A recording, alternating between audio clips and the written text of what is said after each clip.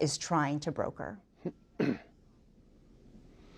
We sure did. I spent a lot of time with him, one-on-one. President Zelensky and I have spoken many times. I consider him a friend now and a great leader. And yes, we talked at length about a whole host of topics.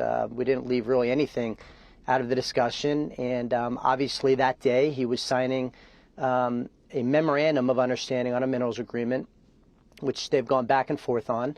You know, he and I had talks about the security guarantees. That's obviously a big concern of his. He is rightfully concerned. The history is with the Budapest Memorandum, when Ukraine was the third largest possessor of nuclear weapons, they gave them up voluntarily based on a memorandum, also a memorandum in 1994, that said that they would get security guarantees in exchange for giving up their nuclear arsenal. And as it turns out, that promise was not kept by none other than Russia, right? Go figure. So he has justifiable concerns, but we talked through that because we do want this economic partnership to be the precursor to security guarantees. And just a quick follow on that, Congressman. The president indicated in the Oval Office on Thursday that that deal would be signed next week. Do you know if that's true? Well, that remains to be seen, and it depends on what's in the deal. So what President Zelensky made clear to me, as he has many times, is that certain agreements can be signed by his finance minister and Secretary Bessent. But if it's worded differently, if there are specific numbers, for example, that's something that needs to go through his parliament and potentially our Congress if it's fashioned in terms of a treaty. So a lot of it's going to depend on the details and what is actually in it in terms of what's required for approval.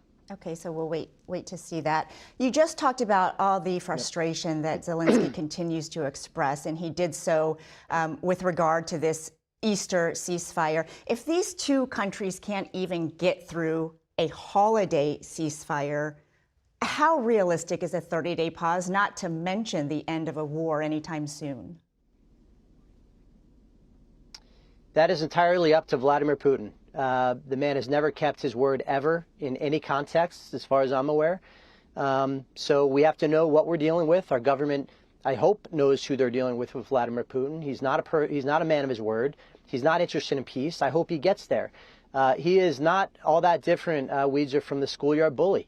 If you look at Russia, right, obviously it's huge geographically. But a population of about 150 million people, about half the size of the United States, 1/5 the size of Europe, a total GDP of $2 trillion. That's the GDP of the state of Texas. So they are large, but they're weak, and they're proving that weakness by the fact that they can't even successfully prosecute a war against a much weaker neighbor. So we got to stop, being fearful or bowing down to Russia. We need to stand up to Russia. We need to defend Ukraine, support Ukraine. And if it's done the right way, this will end positively. It's all about peace through strength. There's peace through strength and there's war through weakness. There's no magical third option.